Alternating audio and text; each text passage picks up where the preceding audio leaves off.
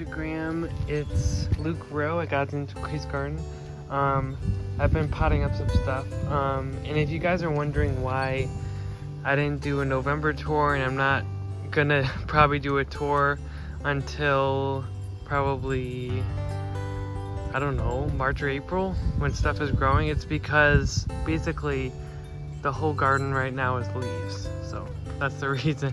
And there's really not a lot to see really. So this is what I'm gonna show you guys. But first I'm gonna let you check out this. So I wanted to make sure I used all the parsley and cilantro that was in this cell tray. So I finished doing that. I just made more seed starting mix yesterday. So so we have the bigger leafed ones are the cilantro, and then the smaller ones right here is the parsley, and then in the middle is endive. And they all I know parsley and endive are very, very hardy, but cilantro, I don't know. They're still pretty green, so we'll see what happens. I think like cilantro grows best in like, cause when I think of cilantro, I think of summer. I don't know, but yeah. So there's 3 herbs around the endive and all those, and then I ran out, so I put 2 endive in these 2 pots. So, and I'll pick them as they grow. So, and then I'm probably gonna plant these tomorrow. These are the most succulent Chinese cabbage I've ever seen. They look so succulent and really healthy. These have been growing since August 29th, which is crazy. And mistakenly, one of the Chinese cabbage seeds went in this one. That's the rest of the endive. I'll probably be planting them in the ground because I don't want to use any more of this, because I'm gonna try to, I saved some seeds from evening primrose, what else? Sage and something else, and I want to use that seed starting mix for that. So these will probably be going in the ground. Then in here, look at it goes. I have like a couple shelves filled with all of them. I guess I'll start on the bottom. Best or worst to first, I guess. I think I was a little too enthusiastic, because this is a 120 cell seed tray, and these are all Chinese cabbage. I thought I could do it, and this was when I was like working. Right now I'm probably gonna be off for a few weeks, and I've really gotten so many things done because I'm not concerned with, like, I don't know, making my week lunches for the whole week and just work in general. So I'm just glad I had this little time of rest, just to do like household chores and really focus on my garden and stuff. So yeah, this is like it says over here what it is. These were snow peas. I buried them in leaves. They would probably still survive. They're in the ground right now. Then this row is Chinese cabbage, savoyed and smooth leaf spinach is right here, and then we have baby leaf, romaine, and dark green lettuce right here. Some of them didn't come up sadly, but probably because of root rot. But yeah, so that's that. That is probably all going to the compost, because I'm not gonna, even though I'm off, I don't feel like we're gonna be planting all that. So, and really spinach, I haven't had good luck with that in a while. And these greens, except for spinach, I tried the overwinter before. I think it was the smooth leaf I tried last time, and it did not do well. I know with romaine, they do not do good unless you have a protective covering, not even a mesh, because you don't want any precipitation going in it, or else it'll freeze the leaves and then it'll turn to mush.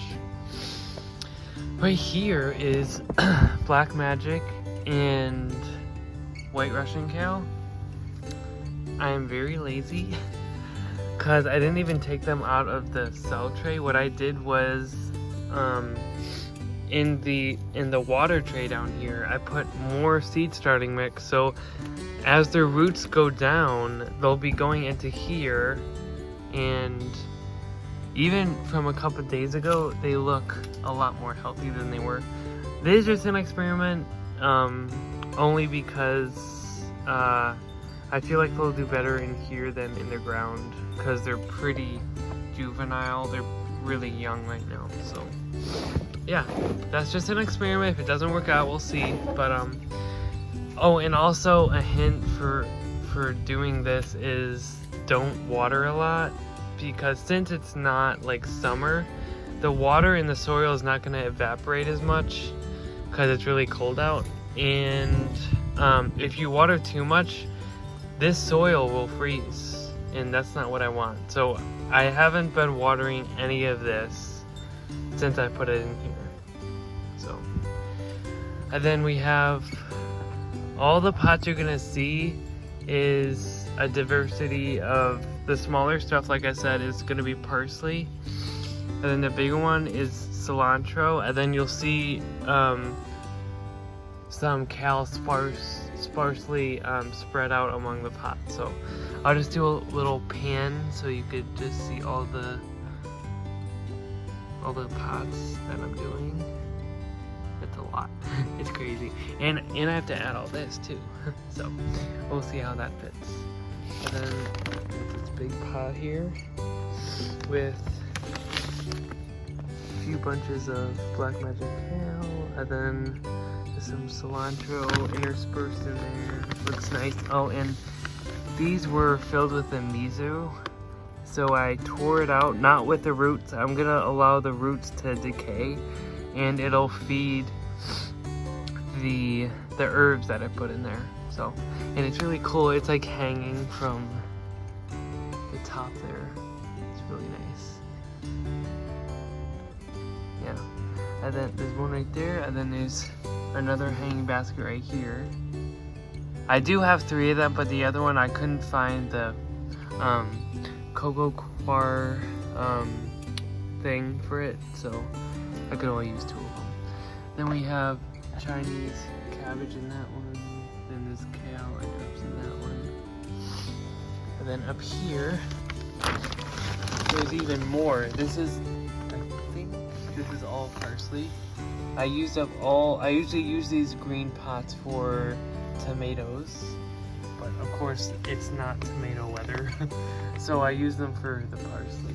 There's gonna be so much herbs. I really want to get into growing more herbs, because a lot of them can be biennial, which means it'll last 2 years. So, and some of them, like sage, they're perennial. They come back every year. So, yeah, that's awesome. And then there's more right here in these pots. Really beautiful. So, yeah, all those racks are basically filled. Again, like I said before, I don't want them to get too saturated, or the soil will freeze and it'll probably kill them. Although all these are cold weather crops, I don't want them to freeze. So yeah, my neighbor gave me this. I think it was in the spring of this year. I had romaine already in the soil, and she said there was a frost gonna happen the next morning or overnight or something, and she gave me this. I put it over my romaine, put stones on the corners, and basically saved that crop. So, or then I'm like, could I keep it? And she said yes. I've used it for many other things, but it's gonna be here probably till spring. So it's covering the back. It's not only to keep the water out, but it's also to keep, it's like a windbreak. So that goes on the back of it and also on the top, and then comes over here and goes behind this. This is really cool. This is the same thing I put on my compost pile, if you can see it over there. It's the same kind of tarp kind of thing. It's not really a tarp because it has like teeny holes in it, but anyway, this is like a smaller version. I believe we got it from our grandpa's house, and it's really built. I mean, we've done a lot of stuff with this. Anyway, what's cool about it is it's also a windbreak, but it also allows the air and a teeny bit of water to come in, which is cool. So, and actually, it's good as a windbreak, but at the same time, this right here, since it's open, it funnels air through it. So, which is not a problem, because as the wind goes through these channels that I made, well, mistakenly that I made, it'll strengthen the stems and really the plants themselves, and they'll get really stocky. So, and that's what I want. I don't want them to be straggly and, you know, stringy, but they will stay up by themselves, because just like in the Christian life, when storm winds blow, like, God is teaching us to be stronger spiritually. It's the same with plants. Like a lot of times I'll try to support. It's okay to support it a little bit, just like my tree right there. It's supported by those black bungee cords. But at the same time, if you support something too much, it's actually going to get weaker and can't stand up on its own. So, but I mean, that doesn't mean in the Christian life that the strength doesn't come from us. It comes from the Lord. His joy is our strength, you know. So, yeah. Anyway, there's that. I hope you guys have a great day and enjoy this weird weather in New York. Honestly, I'm not really surprised at how warm it's been, because, I mean, I lived in upstate New York all my life, and yeah, we've had mild weather for way too long. But soon we will get paid back. I believe we will. I don't know if it's gonna be this year, but anyway, hopefully you guys have a great day, and enjoy this Lord's Day. Have a great day, and I'll see you on the next video.